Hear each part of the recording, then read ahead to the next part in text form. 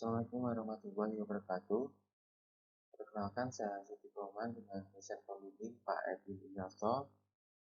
Saya akan mempresentasikan seminar proposal dengan judul Pengaruh Pemberian Tepung dan Kelor Moringa Oliveira dalam Merangsang terhadap performa karkas ayam broiler.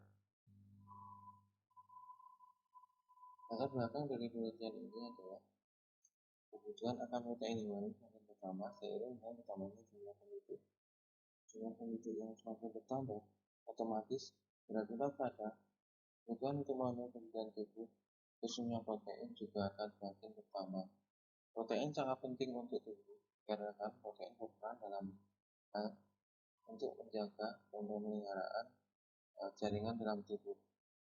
Salah satu sumber protein yang saat ini digemari oleh masyarakat adalah daging ayam broiler. Daging ayam broiler memiliki tekstur yang halus dengan rasa yang enak. Keunggulan lain dari ayam broiler adalah dari segi produktivitasnya.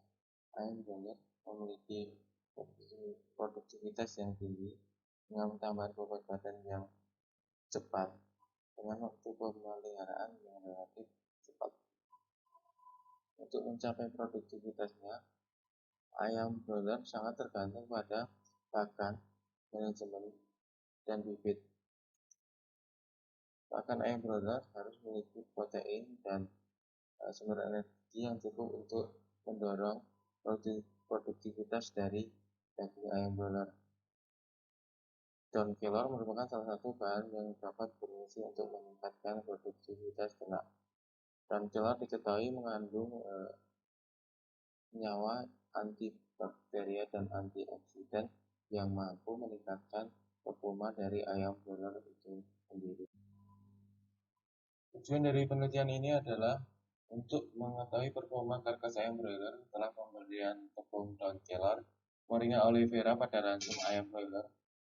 Kemudian manfaat dari penelitian ini adalah diharapkan mampu memberikan informasi kepada peternak ayam pedaging mengenai potensi tepung daun kelor Moringa Oliveira untuk menambah berat karkas pada ayam broiler.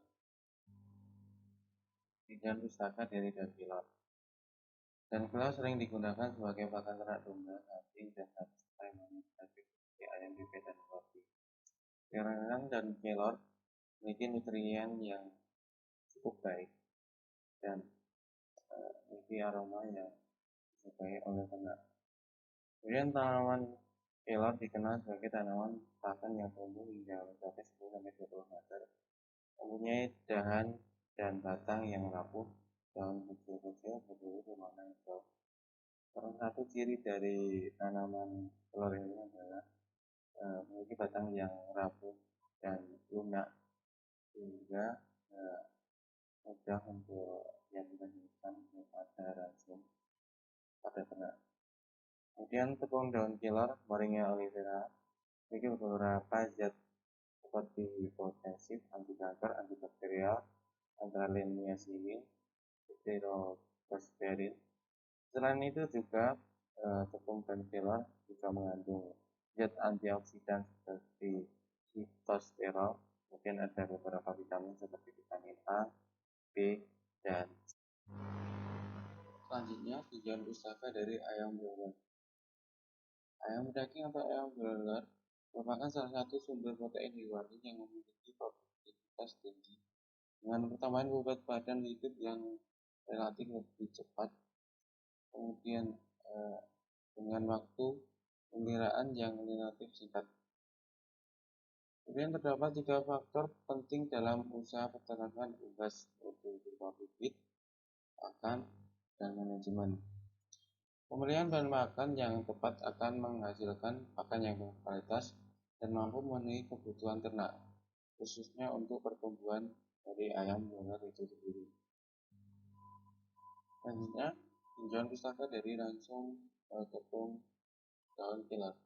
Salah satu permasalahan yang ada adalah kebutuhan nutrisi dan komposisi pakan untuk memenuhi kebutuhan ayam broiler. Ransum makan unggas harus dapat mencukupi kebutuhan ternak agar ayam dapat tumbuh secara optimal. Selain itu juga harus memperhatikan harga pakan yang murah tak efisien untuk memangkas biaya produksi ayam broiler.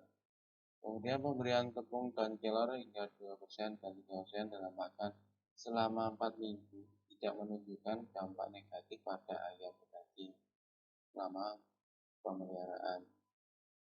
Kemudian salah satu jenis pakan herba yang dikenal sebagai pengganti penggunaan antibiotik pemati pertumbuhan atau obat penguatan antibiotik adalah tepung dan kelor.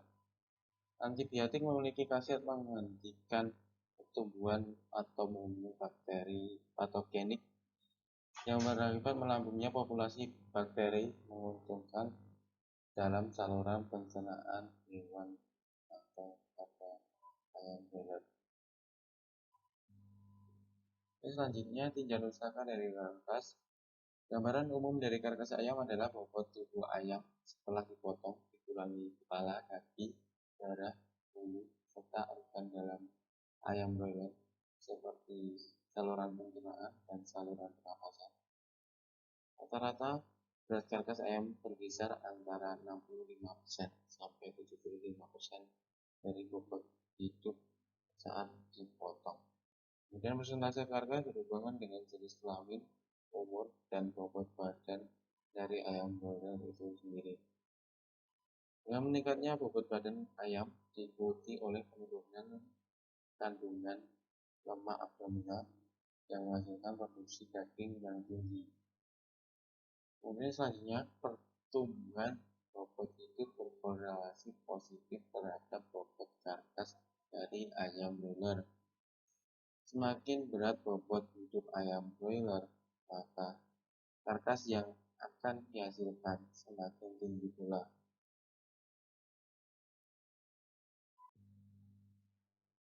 Landasan teori dari penelitian ini adalah karkas merupakan produk utama yang dihasilkan oleh ayam broiler, yaitu berupa bobot tubuh ayam setelah dipotong, dikurangi kepala, kaki, darah, bulu, serta organ dalam. Kemudian pemeliharaan, pakan, dan bibit ayam broiler merupakan faktor yang sangat berpengaruh pada pertumbuhan ayam broiler. Kemudian daun kelor dapat digunakan sebagai antibiotik untuk memacu pertumbuhan. Yang terakhir adalah karkas meningkat seiring dengan meningkatnya umur dan bobot badan dari ayam broiler. Potensi dari penelitian ini adalah pemberian tepung dan kelor Moringa olivera dalam langsung pakan berpengaruh terhadap keamanan performa kualitas ayam broiler. Tempat pelaksanaan penelitian ini adalah kandang laboratorium ilmu penanggal Kabupaten Tangerang, Kecamatan pada tanggal bulan Oktober 2020. Kemudian materi alat yang digunakan saat penelitian ini adalah yang pertama kandang untuk pemeliharaan ayam selama 35 hari, kemudian ada peralatan brooding selama 1 sampai 7 hari, kemudian lampu pijar 40 watt sebagai penerangan, gas olek untuk pemanasan, kemudian tempat pakan, nipel, peralatan sanitasi, timbangan untuk penimbangan karkas dan bobot hidup dari ayam, kemudian wadah penyimpanan untuk penyimpanan karkas, pisau untuk pemotongan ayam, scalpel untuk pemisahan karkas, pincet, sarung tangan. Kemudian bahan yang digunakan untuk penelitian ini, terutama ayam yang digunakan yaitu ayam ras daging strain Lohmann MP202, pakan komersial starter berupa butiran, kemudian ada pakan komersial finisher, tepung daun kelor yang sebelumnya telah di oven kemudian dikeringkan untuk mencapai kadar air kurang dari 20%, kemudian ada kertas koran, liter sebagai alas dari saat brooding, kemudian ada plastik, kertas label, dan kemudian ada isolasi. Kemudian metode rancangan penelitiannya yaitu menggunakan ayam ras daging strain Lohmann MP202 dengan berat awal kurang lebih 40 gram, berumur 1 hari, DOC sebanyak 72 ekor. Kemudian perlakuan yang dilakukan adalah menggunakan pakan finisher 100% untuk melakukan P0, Kemudian pelakuan P1 menggunakan pakan finisher 98% dengan tepung dan kelor 2%. Kemudian pelakuan selanjutnya yaitu pelakuan kedua dengan menggunakan pakan finisher sebanyak 96% dan penggunaan tepung dan kelor sebanyak 4% dengan total 100%. Kemudian selanjutnya jumlah pelakuan pada penelitian ini adalah sebanyak 3 pelakuan, yaitu kontrol, kemudian ada penambahan 2% dari daun kelor dan ada penambahan 4% dari daun kelor pada racun. Kemudian masing-masing pelakuan terdiri dari 3 kali ulangan sehingga terdapat dengan unit percobaan masing-masing diisi dengan 8 ekor ayam. Dalam satu pen pandang terdapat 8 ekor ayam. Dan melakukan pemberian tepung daun kelor dimulai pada umur 15 hari hingga akhir periode pemeliharaan 35 hari dengan level penambahan sesuai pelakuan. Pelakuan pemberian tepung dan kelor dimulai pada 15 hari ini dimaksudkan agar menunggu saluran pencernaan dari ayam broiler itu maksimal dan optimal. Kemudian dan kelor dikeringkan dengan menggunakan oven selama 3 hari sampai kadar airnya mencapai 20% untuk kemudian digiling dan dicampur sesuai perlakuan yang ada. Kemudian selanjutnya rancangan pemeliharaan pada umur 1 sampai 11 hari pemeliharaan DOC dilakukan dengan menggunakan manajemen brooding dan pemanas gas select sebagai pengatur suhu DOC agar suhu DOC lebih optimal. Kemudian pemberian multivitamin tambahan hanya dilakukan pada umur 1 sampai 7 hari. Antibiotik komersil tidak diberikan dan vaksinasi hanya dilakukan pada umur 4 hari. Untuk penyakit ND dengan menggunakan vaksin strain HB1 melalui tetes mata.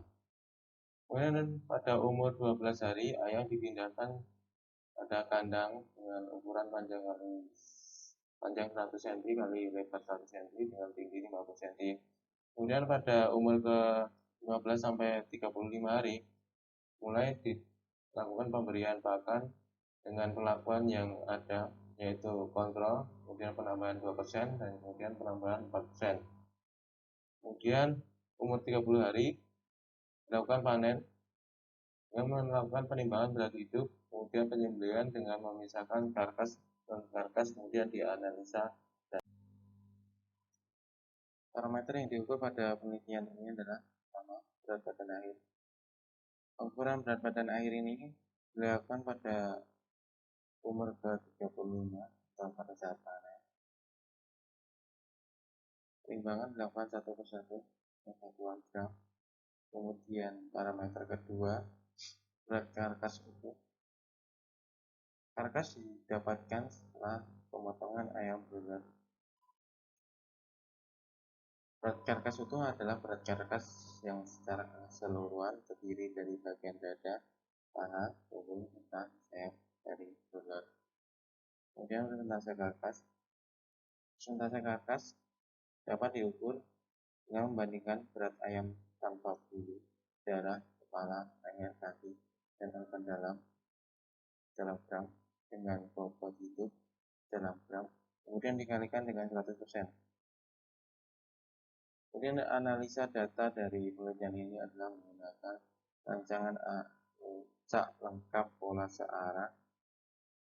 Kemudian apabila menunjukkan perbedaan maka dilanjutkan dengan uji beda dengan institusikan multiple range test. Berikut dasar-dasar yang digunakan untuk penyusunan proposal. Saya kira sekian.